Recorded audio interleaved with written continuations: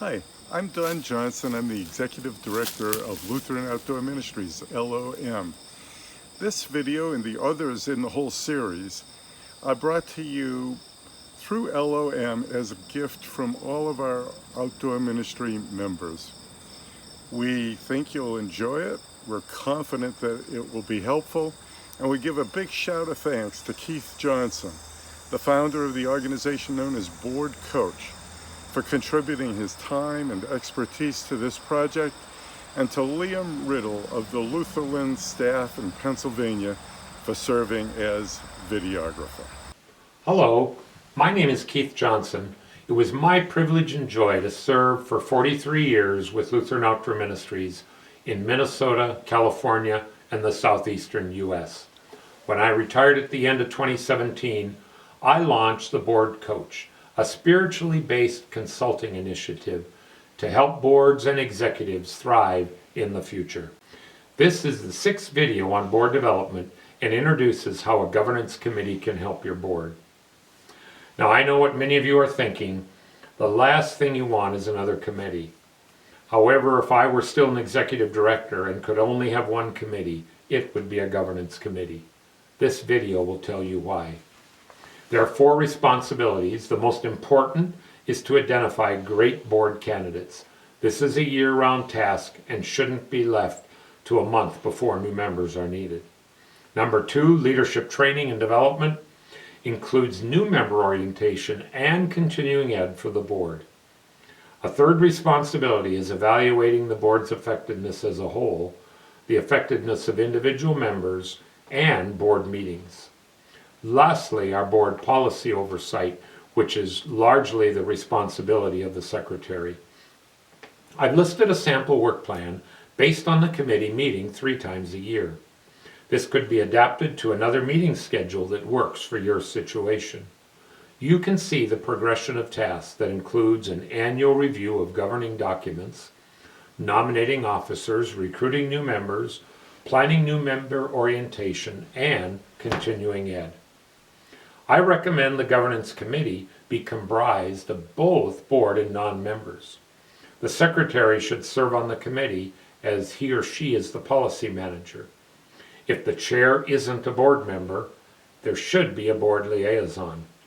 I suggest 2 to 3 others who are influential and well-positioned geographically and influentially in the constituency.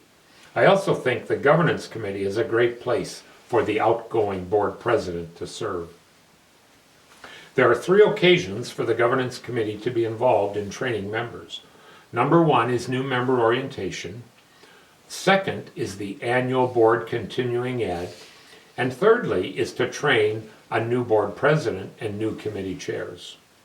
New member training needs to be intentional and scheduled. Training should be led by the president, the executive director, and the governance committee. Members should receive a board handbook at the training. They can be given either a hard copy handbook or documents put on Google Drive or another means.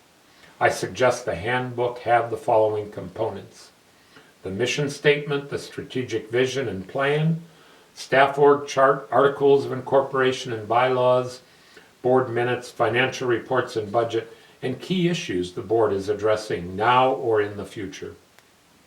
There are several other resources that can be used by the governance committee. Mentors are a board buddy who supports new members. A conflict of interest form should be signed annually. Colleague conversations help the board stay current with each member. An affirmation of service form should be completed annually. If your board doesn't have an annual retreat for continuing ed, I would encourage you to begin a 3-year rotation of topics. Year 1, Board Governance Basics. Year 2, Strategic Vision and Plan. And Year 3, Key Topics your board is facing. And if possible, even consider semi-annual board retreats. Stop the video at this point and discuss your experience as a new board member. Were you trained? Was a job description shared with you? Were expectations clear? Does your board have a training event for new members? Do you have an annual retreat for continuing ed? If not, would it be helpful? The second responsibility of the governance committee, which I think is most important, is finding great board members, which I addressed in video 3. Thomas Wolfe shares 4 W's: people of wealth, wisdom, worriers, and workers. Again, video 3 contains a matrix that profiles gifts and abilities of members. And don't limit yourself to Lutheran members or a defined geographic area. You need to find the best possible people to guide the ministry. The executive director and governance committee should continually look for potential members. I suggest the executive director recommend 2 candidates for each vacancy. The governance committee should then nominate a candidate to the board. The executive shouldn't select the members. The board elects and presents a nominee for ratification to whoever makes selection in your situation. Could be your association, the synod, or the board itself. There are 2 other responsibilities. The first is evaluation and can include individual member and meeting evaluations. Video 5 addressed the importance of establishing a culture of mutual accountability, which is part of the evaluation and the basis for it. The other responsibility has to do with managing policies, with the secretary leading the way. I have sample forms that I'd be glad to share upon request that gives more information. Slide 17 has my contact information.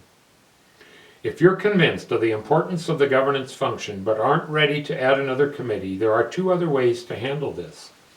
Some camps I've worked with have assigned governance work to their executive committee. The other is to find 1 board member to wear the governance hat. The vice president, president-elect, would be a good choice, and it would be a great training ground to serving as president. Stop the video at this point and discuss if a governance committee is needed and what arrangement might work best for your situation. Please contact me if I can be helpful to your board in launching a governance committee. I have a 2-hour training session that can be conducted in person or on Zoom. The final video, number 7 in the series, addresses the important role of the board in raising funds. And do let me know if I can help you further in any way.